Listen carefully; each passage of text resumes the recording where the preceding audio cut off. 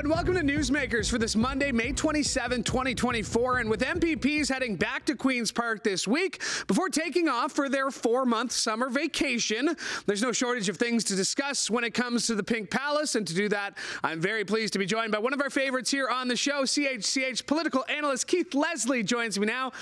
Keith, I could have brought you on to talk about the booze, the Greenbelt, an early election call, but no shortage of things to dive into. So let's dive into it. What did you make of the news today, the global report here? The Chief of Staff to the Ontario Premier, Doug Ford, routinely relied on a personal email address to facilitate government-related communications. Pretty damning opening line from that global news report. Absolutely, especially from a man, this Chief of Staff, who told the Integrity Commissioner he did not use personal email accounts for Greenbelt-related or for any government-related business. And of course, we also learned today, at the same time as we learned that this, the global news got the actual emails, seeing them going back and forth, personal email accounts, government business being conducted. At the same time, the Privacy Commissioner said she was going to open an investigation into the Greenbelt communications and emails, specifically because she'd had not only the NDP raise a number of issues with her, but 19 other similar complaints that during the whole Greenbelt process, that there was a whole lot of government business being conducted on personal accounts in the Premier's office, in the Minister of Housing, and between developers, people who wanted specific parcels of land removed from the Greenbelt, some of whom got that. Some of this communication, why are they using private or personal email accounts for this? Clearly, it's to avoid scrutiny, it's to avoid public detection, it's to avoid freedom of information laws. So this is highly illegal, quite frankly, to be doing this kind of thing. So it's quite shocking to hear that it's so widespread. That we heard a bit about when those reports came out last summer from the Auditor General and the Integrity Commissioner about the whole Greenbelt scandal. Remember, this is where certain developers were given absolute preferential treatment, and they were able to get certain parcels of land that went in value from tens of millions of dollars to $8.3 billion almost overnight. And then the government had to eventually back down, and Premier Ford admitted he'd made a mistake, and they withdrew all those lands, put them back into the Greenbelt for protection. But the scandal was there, and it's still coming out, bits and dribs and drabs about how this was communicated. And the Premier always said, his office didn't learn about which lands were coming out until basically a day or two before it was presented to Cabinet. Here we have clear evidence that the Premier's office was communicating with developers about which specific parcels should be taken out and which ones they wanted to take out and develop. It's exactly the kind of thing that should not be going on. You mentioned the direct contradiction to what Sackville told the Integrity Commissioner, quote, "I do not conduct government business on my personal email." And then in a letter, he said it would be inappropriate. Oftentimes we hear about it being more about the cover-up than the crime. How worried would Doug Ford's office be right now about this cover-up and potentially reaching Doug Ford? I mean, we're talking about his Chief of Staff. That's a pretty big position when it comes to politics. And by the way, Sackville made $340,000 a year to do that job last year, up from the $180,000 he made the year before. I just thought I'd throw that in. But how worried would Doug Ford's office be about this right now? Well, very. I mean, let's face it, going back, a special report from the Privacy Commissioner, it sounds kind of innocuous almost, but going back to 2013, a similar special report from the Privacy Commissioner on the government emails and how they were handled in the McGuinty Liberal government's gas plant scandal of 2011. It took till 2013 for the special commissioner, or the commissioner to issue a special report, and it turned out government emails had been deleted wholesale, and Dalton McGuinty's Chief of Staff went to jail for this. The OPP launched an investigation, took him out of the courtroom in handcuffs. He went to jail. He got a 4-month sentence. He served it just over a month. But nonetheless, a man of absolute complete integrity up to this point. He was in his 60s. He went to jail for wiping government hard drives, seemingly, again, to avoid freedom of information, to avoid, government communications, that they canceled these gas plants for political reasons, ended up costing the taxpayers over $1 billion. And that, that's not to say there's the taxpayer effect, there's the criminal charges, somebody going to jail, and the fact that the Liberals haven't really been able to recover from that report. I mean, that was 2013, and we're talking about a Liberal Party that doesn't have official status right now. I mean, this has the potential to be very, very bad for the Premier government, for Premier Ford. Absolutely. I mean, it's a real cloud hanging over them, as is the RCMP investigation into the whole Greenbelt scandal itself. But we do have to look back. The Liberals didn't suffer an immediate punishment for this. Even though David Livingston went to jail, Kathleen Wynne, who was premier at the time and was not implicated too much in the gas plant scandal, even though she'd been around the McGuinty cabinet table, she got a majority government the next year. Yeah. Then, of course, come 2018, things completely changed, and they lost official party status, and now they're on a basic extinction level event. They lost 2 elections in a row where they didn't even get party status. So for the Liberals, yeah, I think maybe that integrity thing, came home to roost, but not immediately. For the Ford government, though, this is still so ongoing. The fact that the Mounties are still looking into the Greenbelt scandal and haven't issued any sort of statements or reports. The OPP turned it over to the Mounties last August. So this has been going on quite a while. People are wondering, why haven't we heard anything? The Liberal leader, Bonnie Crombie, put out a release this week and held a news conference, demanding an update from the RCMP. Well, I'm sure that didn't even cause a meeting at the RCMP headquarters, but it at least, get the issue back in front of the public. And I think that's what the opposition parties are clearly intending and continuing to do. And right now they're asking for the Auditor General and the Financial Accountability Officers looking at, just all that's going on with this government. Yeah. Well, let's talk about something that they did do last week, and that was, expanding booze. And, I had a conversation with some buddies this weekend. We were hanging around, having a couple of beers, and, I said it really wasn't that hard to get these beers. We didn't have to go too far. There was enough places that we could get them. Yet we see Doug Ford continue to push. He says this is what the taxpayers want. This is what they want. They want easier access. They want more access. They want more options. He might be right, but for me, it's not that difficult to buy booze. What did you make of this announcement, the timing of this announcement, and is this just trying to get that popularity up a little bit more? Well, of course it is. And when asked, of course, people say, I would like more modernized, liberalized sales of alcohol in Ontario. I'd like to be in Quebec or in the States where I can walk into virtually any store or gas station and, get a 6-pack or a 12-pack or get a bottle of wine. We've wanted that for a long time. But when you ask people what their top concerns are right now, that doesn't even come on the list. Let's be honest here. It's, overcrowded emergency rooms. It's hospitals that can't admit people. It's the cost of living. It's homelessness. It's all these sorts of social issues, the housing crisis. People are not top of mind going, boy, if only the Doug Ford government could advance that modernization of liquor laws by a year and spend hundreds of millions of dollars to do it. I don't understand the political motivation behind it at this point, but the fact that they're spending so much money to give to the beer store and to the big companies, they're giving 10% discounts to Loblaws and Walmart, Costco. These companies are going to be able to sell a whole lot more booze. Why? What is the rush that we would have to spend literally hundreds of millions of dollars of taxpayers' money giving it to these big corporations just so they can then sell us more beer, more wine, more spirits?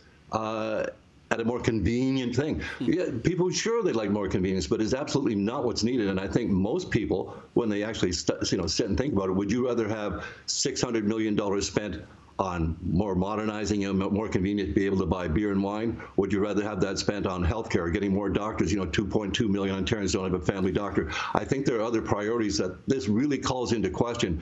But why the government, why they felt the need to do it now to me is a huge question. I just don't understand the political motivation, other than there's that talk about perhaps he wants to clear the decks and trigger for an election. Well, again, if there's an election scheduled in the spring of 2026, and these laws were scheduled, the agreement with the brewers was scheduled to end in the fall of 2025, that would have been a perfect time leading into the election to, liberalize your, say promise kept. We've modernized the liquor laws. Well done. But why they're doing it now and spending so much money to do it, I just don't understand politically. Well, you mentioned the $600 million. Ontario Liberals, Bonnie Crombie had a press conference today. She gave out some estimates on how much more the government is willing to shell out. She said it's citing more than $1 billion, which includes the payout to the beer store, LCBO rebates, foregone licensing fees. Now, Liberals say their estimates are conservative numbers. How accurate do you think the Liberals are here? Are they just trying to find, $1 billion is a lot of money. You've kind of taken a look a little bit at these numbers. What have you seen from them? Well, again, there's the $225 million that the government said right off the top, we are giving the beer store $225 million to break this agreement a year early. Premier Ford said, it's not going to Molson and Labatt, the big owners of this, the big international corporations that own the beer store. He said it's going to the frontline workers. The finance minister, Mr. Bethlen Falvey, he said it's probably going to go to help Brewers Retail, the beer stores, formerly Brewers Retail, keep open some stores that are less successful once all this competition comes on the line. So even that is questionable. Well, okay, how's the $225 million going directly to the workers? It's not. I don't care what the Premier said, that it's going to the big corporations. Then there's apparently another $375 million in fees that they currently pay to the LCBO, that the beer store currently pays to the LCBO. Those are going to be rebated. So I don't want to make people do gymnastic math here. That's the $600 million figure. Now the Liberals have gone into it and said there's also the 10% discount that's going to be given on LCBO prices to Walmart, Costco, Loblaw, Metro, the big box stores and the big grocery stores. They say that's $150 million. And then the Liberals also said, you know, if Ontario charge a licensing fee for all these new outlets that are going to be retailing booze, that they're foregoing $300 million there. So that's how they get us to $1 billion. And everyone loves the phrase billion-dollar boondoggle when you get into politics. So I think there might be a bit of a stretch there, but their numbers are not, you know, their estimates, they say they're conservative. I think they're guesstimates at best. But the bottom line is hundreds of millions of dollars, perhaps at least $750 million, maybe even more, going to the big corporations, the big companies. And this government always seems to favor the big guy over the little guy, despite Premier Ford's always insisting of being for the little guy. It's the big guys that are being really rewarded here. And for what? To get more chances to sell us more booze. Why would we need to pay them so much money just to do that? I would think they would be happy to be able to get those concessions and get that availability now. Again, the money being spent here is just, it's astronomical. And again, there's so many questions. I say the government's ties to big corporations. The chairman of the LCBO, Carmine Nigro, he's also, we happen to be the former chairman of Ontario Place, but that's another whole issue. But he's a developer who also has ties to Walmart and Loblaws. So he's going to be in charge. You know, the LCBO is giving out millions of dollars or foregoing rebate to these very companies he had business ties with. The conflict seems kind of obvious here. So again, the whole thing, it just baffles why we had to have this a year early and spend so much money to do it. And of course, Carmine Agro there got a special shout out before the press conference on Friday, singled out by Premier Ford at the press conference, thanking him for his work behind the scenes. Premier Ford wouldn't. He was also a Ford wedding guest, right? He's pictured at the Ford. All this stuff, the close ties to the developers that just seem so inappropriate. This is where you see the dollars coming home to roost. I mean, there's just so much money involved here, and shouldn't most of it be going to something like healthcare or, you know, the housing crisis? And Loblaws isn't a very popular company right now. You would think that now wouldn't be the timing, right? You know, you got Loblaws, Shoppers Drug Mart, all these deals that they're getting, lots of money going to these private corporations. Doug Ford wouldn't commit to an early election call. You mentioned this a little bit earlier. Bonnie Crombie was pressed about it as well. Merritt Stiles says she's ready. She thinks her party is ready to go. I'm not sure how true that is, if the NDP are ready for an election, just to be honest here. But Bonnie Crombie was pressed. How ready would you say the Liberals are for an election? How ready is the NDP? Like, would the opposition parties be ready for one? I think it'd be a real shock to their system right now if they had to go. Of course, they're trying to get into readiness mode, but they certainly wouldn't have all their candidates ready to line up and be nominated, and that's a huge chore, just, you know, vetting candidates, getting candidates, lining them all up, making sure they're going to be right for the party. And money. Do they have the money? I think most of them have wiped out their debt now. I think the Liberals and the NDP have wiped out their debts from the last campaign. But for the Liberals, of course, a big concern is, you know, they're polling around 25%, above the NDP at around 21. But do they have the ground game? Do they have the feet on the ground? They were supposed to do, you know, make the Milton by-election earlier this month a real close call, and it just wasn't. The Tories took it with 48%. So that's hardly a protest vote against a government. And so the Liberals, I think they've got to be concerned about how low they did in Milton, right next door to, you know, Mississauga, where Bonnie Crombie was mayor for so long. And it's one of those 905 ridings that you have to win if you hope to form a government in Ontario. So I think the Liberals are really quite concerned right now. I mean, you know, most people still have no idea that Bonnie Crombie is the Liberal leader in Ontario.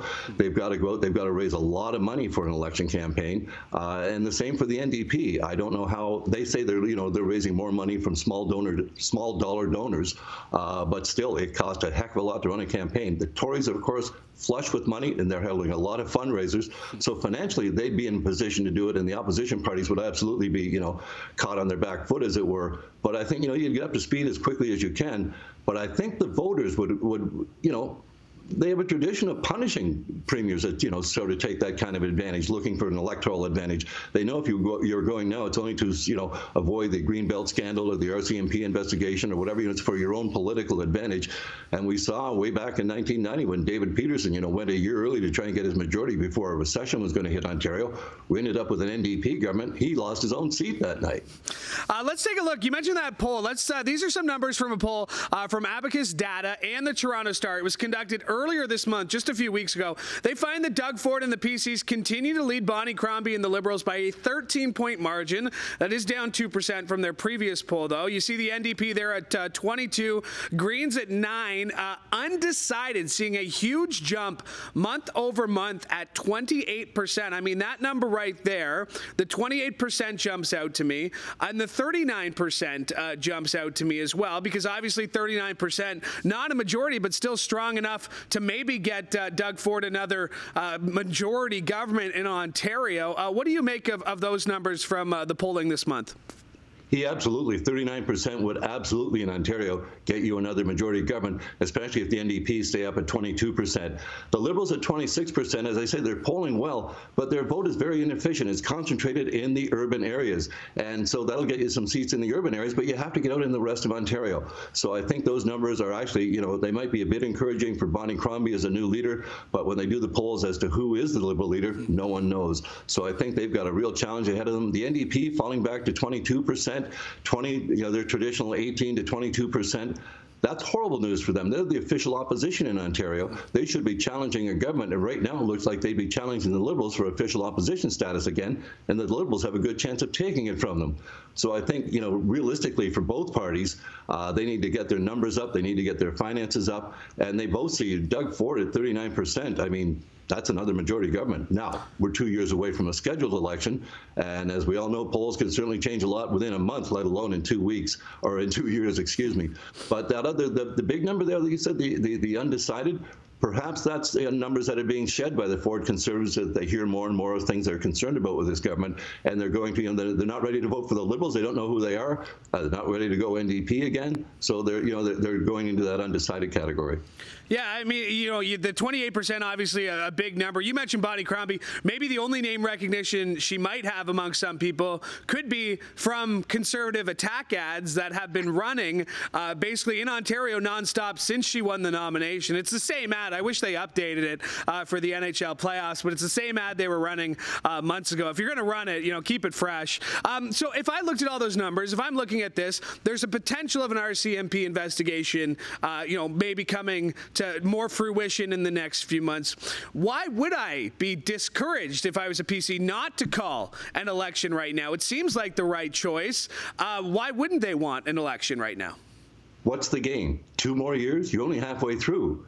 So if you call now, you've got another 2 years guaranteed, and then you could chance for another 4. So to do it now for 2 year, like a 2-year extension, it seems to, I just don't see the advantage in it. There's a lot of talk about this tradition that Ontario has, that election results turn out that Ontario likes to have a different government at Queen's Park than it does federally. And of course, in October 2025, the PCs are expected to win the CPC, the Conservative Party of Canada. They're not progressive Conservatives.